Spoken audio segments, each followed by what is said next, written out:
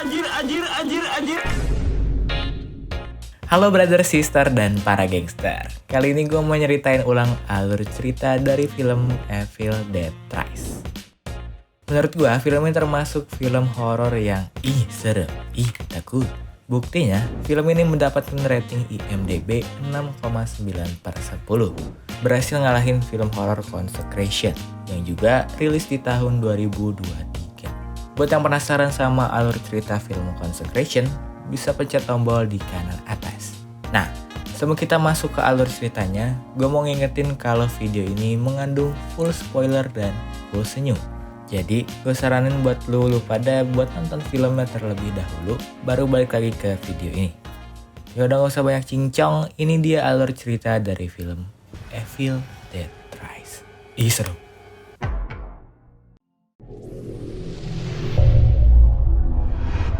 Di awal film, kita akan dibawa ke sebuah danau, dan di sana terlihat seorang wanita yang bernama Stephanie dan pria yang bernama Caleb yang lagi nyantai di pinggir danau.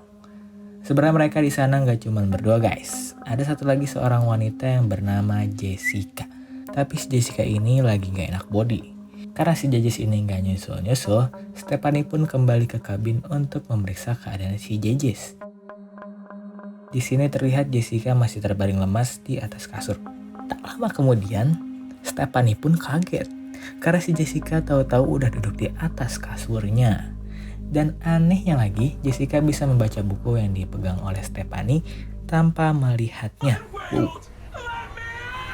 Di sini Stephanie mulai merasakan ketakutan. Lalu Jessica terjatuh dari kasurnya dan mengeluarkan cairan putih-putih dari mulutnya. Di kamar, lemes. Aneh ini. Ketika Stephanie mendekatinya, tiba-tiba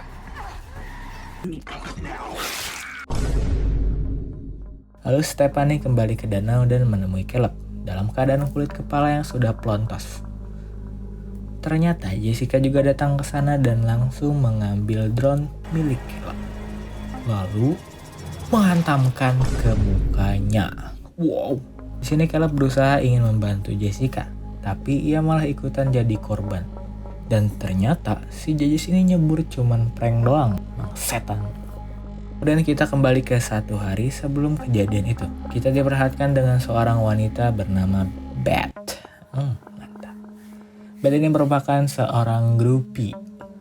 Bagi kalian yang belum tahu groupie itu semacam sebutan buat orang yang mencari kedekatan dengan musisi atau selebriti favoritnya, baik secara intim atau emosional. Singkatnya, ya. Jadi dia menganggap dirinya merupakan sebuah bagian dari kru salah satu band musik di sana. Beth yang lagi di toilet sedang menggunakan test pack untuk mengecek kehamilan. Dan pas dilihat ternyata hasilnya positif COVID. Enggak dong, positif hamil. Aduh, gak pakai fiesta ini mah guys. Kemudian kita beralih ke seorang perempuan yang bernama Ellie. Ellie merupakan seorang single parent dengan 3 orang anak. Anak pertama bernama Bridget yang kerjanya suka demo, dan kedua si Denny yang suka nge-DJ, dan yang terakhir bernama Casey, bocil psikopat. Tuh kan aneh. Lanjut, Ellie ini seorang janda Mahmud atau janda mamah muda. Dan sekarang ia tinggal bersama ketiga anaknya di sebuah apartemen sederhana. Tak lama kemudian ada yang membunyikan bel pintu. Ternyata yang datang adalah Beth, yang merupakan adiknya Ellie. Beth mengatakan bel di lantai bawah sepertinya rusak. Si Ellie berkata dia sudah telat membayar sewa selama sebulan, karena gedung apartemen ini semuanya sudah rusak. Jadi mereka berencana ingin pindah ke tempat baru yang lebih bagus. Dan info sedikit ya guys, gedung apartemen mereka ini dulunya sebuah bank ceritanya gitu. Lanjut. Kemudian Ellie menyuruh anak-anaknya untuk beli pizza biar mereka ada cemilan gitu. Ya, poinnya mah gitu sih. Ketika anak-anak sudah pergi, Beth bertanya kepada Ellie tentang suaminya. Ellie pun menjelaskan kalau dia dan suaminya sudah berpisah. Suami Ellie percaya dengan membayar tunjangan anak sama aja dengan mengasuh mereka dari jauh. Tolol. Beth pun bertanya kepada Ellie, kenapa tidak memberitahu aku? Kalau aku dikasih tahu kan aku bisa datang dengan cepat. Ternyata si Ellie sudah menelepon Beth bahkan 2 kali, tapi tidak ada jawaban dari Beth. Dalam kamar mandi, Beth pun merenungi semua pesan-pesan yang dikirim Ellie 2 bulan yang lalu. Di sini dia merasa sangat bersalah, tapi Ellie tidak marah kepada Beth karena Ellie tahu kalau Beth juga sedang ada masalah. Singkat cerita, anak-anak sudah pulang dari membeli pizza. Ketika mereka berada di parkiran apartemen, tiba-tiba terjadi gempa. Wah, tolong. Dan ketika gempa itu sudah berhenti, Danny menemukan sebuah lubang akibat goncangan gempa tadi. Saat dicek ternyata di dalam lubang itu ada berangkas bank yang sudah tua. Karena penasaran, Danny pun masuk ke dalam sana. Dia pun membongkar semua berangkas yang ada di sana, berharap mungkin ada uang yang tertinggal. Tapi ternyata dia malah menemukan beberapa surat lama dan ada foto pendeta yang sedang memegang buku di sana. Dia juga menemukan kepingan piring hitam yang langsung Danny simpan ke dalam tasnya. Emang susah guys jadi DJ mah guys. Di dalam ruangan lain, Danny menemukan sebuah peti yang di atasnya sudah digantung banyak jimat perlindungan. Di dalam peti itu, Danny menemukan barang yang dibungkus dengan kain kafan. Ternyata pas dibuka isinya adalah sebuah buku. Di sisi lain, akibat gempa tadi, Ellie menjadi panik karena anak-anak yang berada di luar. Dia pun meminta tolong ke tetangganya yang bernama Gabe untuk mencari anak-anak. Ketika mereka ingin keluar, ternyata anak-anak sudah kembali menggunakan lift. Kemudian, di dalam kamarnya, Danny mengajak Bridget untuk membuka membuka buku yang baru ia temukan. Danny pun berencana ingin menjualnya karena mereka tahu ibu mereka lagi BU. Lalu Danny mencoba membuka buku itu, tapi jarinya malah tertusuk dengan tulang yang ada di sekitar buku. Dan ternyata buku itu menyerap tetesan darah dari jarinya Danny. Kemudian buku itu terbuka dengan sendirinya. Di dalam buku itu terdapat tulisan-tulisan kuno dan gambar-gambar yang sangat mengerikan. Serem. Bridget yang mulai gak nyaman langsung menutup bukunya dan dia menyuruh Danny untuk mengembalikan buku itu. Tapi bukannya dikembalikan, si Danny tolol ini malah makin penasaran. Kemudian Danny mengambil piringan hitam yang ia temukan lalu memutarnya. Terdengar suara pendeta yang bernama Marcus Littleton. Dia merupakan penjaga perpustakaan di katedral. Pada pembicaraannya, dia mengundang para pendeta untuk menyaksikan pembukaan artefak unik bernama Naturum Demento atau Kitab Kematian. Dia menjelaskan sampul buku itu diketahui terbuat dari daging manusia yang diawetkan dan bagian dalam serta lukisannya ditulis menggunakan tinta darah. Serem. Di sana terdengar banyak orang-orang yang tidak setuju kalau buku itu dibuka. Bahkan mereka juga meminta buku itu untuk dihancurkan. Kemudian rekaman itu pun selesai. Lalu terdapat bagian lain pada piringan hitam tersebut. Dikarenakan sebelumnya banyak orang yang menolak buku itu dibuka, jadi ada orang yang bernama Canon Damien dan Pastor Cortez. Mereka secara diam-diam menerjemahkan tulisan yang ada di buku kematian itu. Dia juga berkata di setiap halaman buku itu terdapat beberapa ritual dan mantra-mantra kuno yang memungkinkan adanya kontak dengan makhluk supranatural. Serem. Kemudian mereka mulai membaca mantra-mantra tersebut. Di sini, Danny berusaha menghentikan rekaman itu. Tapi anehnya, rekaman tersebut tidak bisa dihentikan. Lalu, buku itu terbuka sendiri pada halaman pertama dan terlihat gambar seorang wanita berwajah iblis. Di sisi lain, di dalam lift, Ellie mulai merasakan ada yang aneh, di mana ia mendengar suara bisikan di telinga. Minjem duit cepet, nanti dibalikin.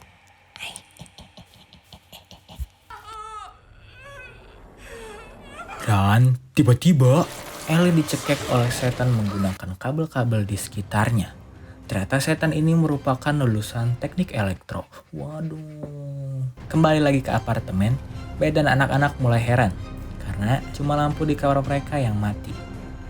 Tak lama kemudian, terlihat Ellie sudah kembali ke apartemennya. Tanpa berkata sedikit pun, Ellie langsung pergi ke dapur dan memasak telur. Aneh emang. Mereka merasa janggal dengan tingkah Ellie yang berubah. Lalu Ellie seketika sadar dan berkata ada sesuatu di dalam dirinya.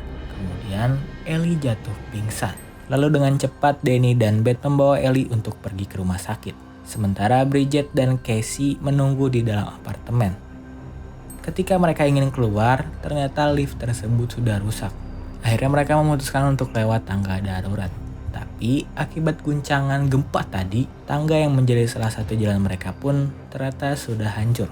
Mau gak mau mereka membawa kembali Ellie ke dalam apartemen. Beth langsung memanggil tetangga Ellie yaitu si Gabe dan Pak Fonda.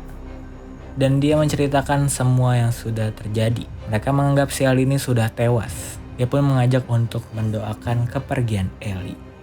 Kemudian Gabe pun berkata kalau masih ada tangga darurat di sisi utara gedung agar mereka bisa turun dan mencari bantuan. Tetapi untuk menuju tangga darurat itu mereka harus melewati kamar tabaran penghuni dan mereka harus membuka paksa kamar itu. Di sisi lain Beth masih menemani jasad Ellie. Lalu tiba-tiba dia dikejutkan dengan pesan suara yang pernah dikirim Ellie ke HP-nya.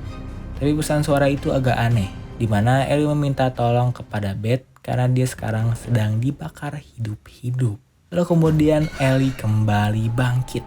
Di sini Beth merasakan kalau tubuh Ellie sangat panas.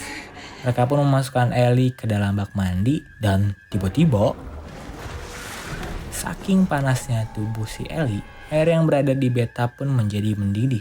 Kemudian Ellie berteriak sangat kencang.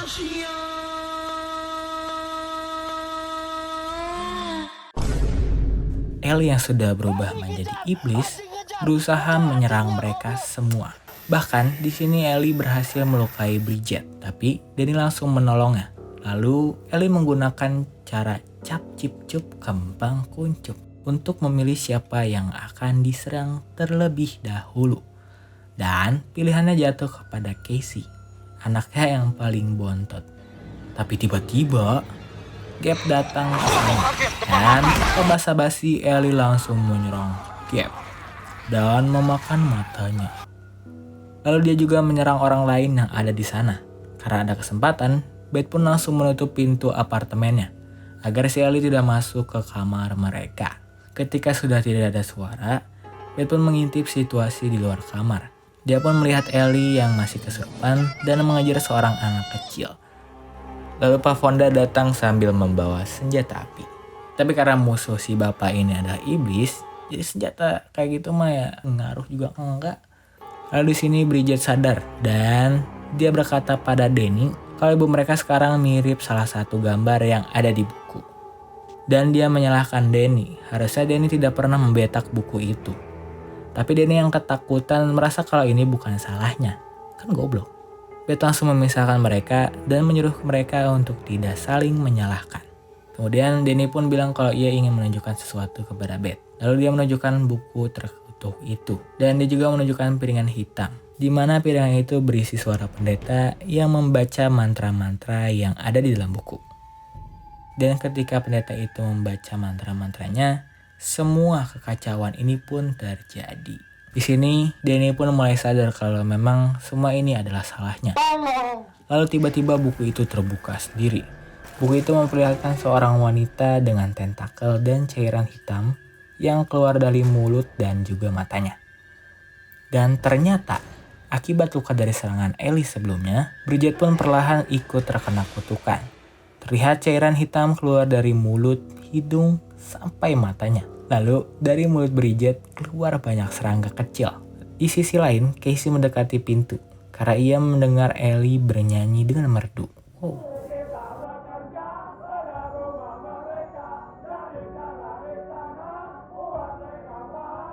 Ellie terus membujuk Casey agar dia membukakan pintunya. Tentu saja, Casey yang masih polos merasa ibunya sudah baikan dan mencoba untuk membuka pintu itu. Tolong. Kemudian Danny dan Beth pun langsung menyelamatkan Casey. Lalu terdengar suara berbisik dari arah dapur. Beth pun segera memeriksanya dan ternyata di sana sudah ada si Bridget yang lagi nagok di sudut dapur. Beth pun bertanya apa yang sedang Bridget lakukan di sana. ketika Bridget membalikkan wajahnya, ternyata ia sedang cosplay menjadi kuda lumping. Lalu mereka berdua pun gelut. Tolong, tolong. Karena Beth sudah terpojok, Beth pun melemparkan parutan keju. Tapi ternyata Bridget pun menangkap parutan keju itu dan memarut betis Beth. Dan si goblok pun muncul. Bridget pun langsung mengejar Danny yang masuk ke kamar. Ketika sudah di dalam kamar, Bridget pun malah menyerang Casey. Dan malah ditusuk Casey menggunakan tongkat. Anjing, sakit anjing.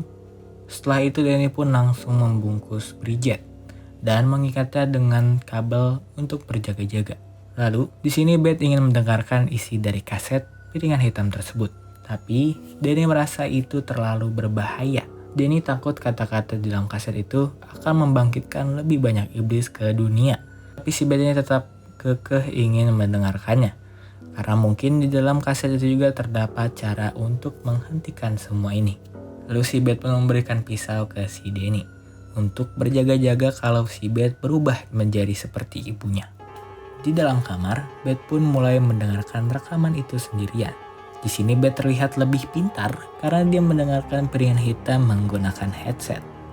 Jadi kalau ada mantra-mantra lain yang diucapkan, hanya dia yang bisa mendengarkannya. Gak kayak si Danny tolol yang malah menggunakan speaker besar, kan goblok ya. Di sini Beth langsung skip ke bagian akhir agar mantra-mantra yang sudah terbaca tidak terulang lagi. Dan rekaman itu pun mulai berbunyi. Di rekaman terakhir itu si pendeta mengingatkan untuk siapa saja yang menemukan buku terkutuk itu agar tidak membaca mantra yang ada di dalamnya. Karena kitab kematian itu tidak dapat dihancurkan. Dia juga mengatakan siapa saja yang menemukan buku ini harus cepatnya dikubur dalam-dalam di tempat yang paling rahasia. Pendeta bercerita kalau kutukan itu menyebar dengan cepat. Dan para pendeta itu tidak dapat menghentikannya. Berbagai macam pun telah mereka coba, tapi iblis itu tetap saja bangkit. Dan satu-satunya cara untuk selamat hanyalah lari. Ellie pun berhasil menemukan cara masuk ke dalam apartemen. Danny dan Casey mulai mendengar ada suara di atas loteng. Casey menganggap itu hanya suara kucingnya Pak Fonda yang memang suka terjebak di atas loteng. Lalu Danny berkata kalau suara itu tidak terdengar seperti kucing. Lalu ia menyadari Bridget yang telah bangkit. Sementara itu, Beth juga tidak menyadari kalau Ellie sudah berada di belakangnya.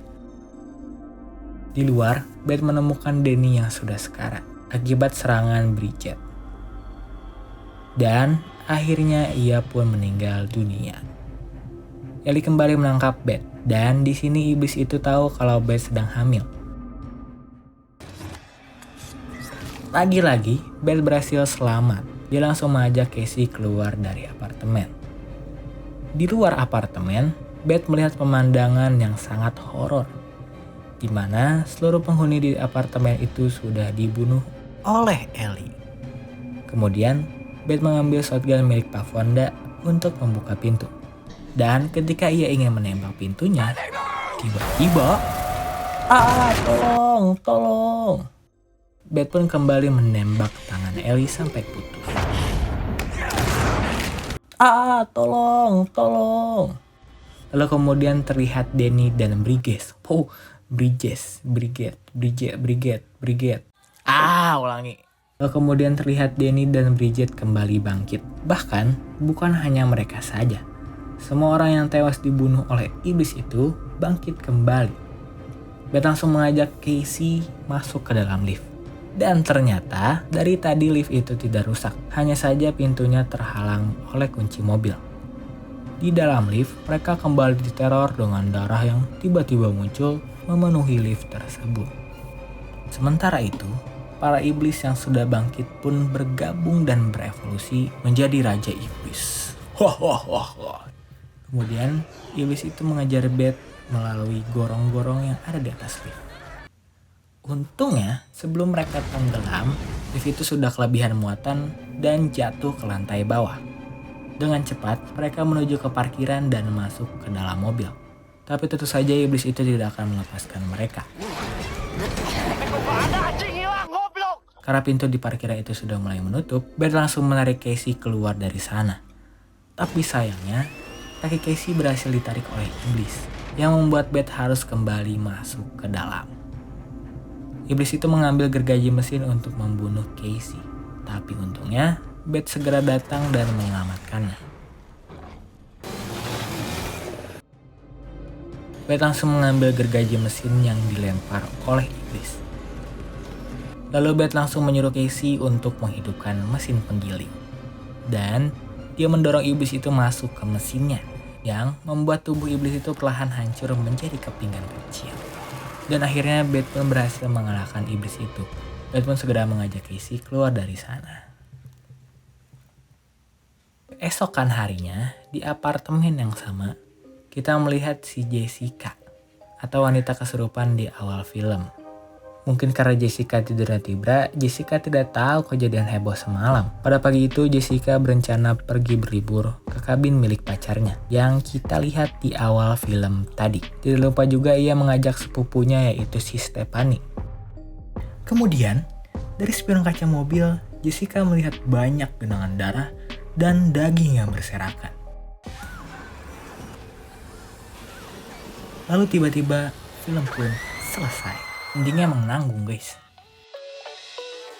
Kesimpulan dari film ini itu jangan suka nyolong ya guys ya. Apalagi nyolong duit rakyat tuh. Dan juga gue punya pesan buat janda-janda muda di luar sana yang masih dalam masa idah. Coba jangan keluar dari kamar ya. Apalagi keluar dari rumah. Tuh lihat tuh. Ya begitu kan. Mungkin itu aja alur cerita film kali ini. Dan jangan lupa untuk terus menyaksikan konten-konten dari channel Cryptix. Dadah. Kapan ya kita maju di bidang persetanan gitu? Masa iya mau gini-gini aja sih? Ayolah. Setan luar negeri aja pakai autotune kalau ngomong. Setan kita mah fals banget. Ya, salam akal sehat.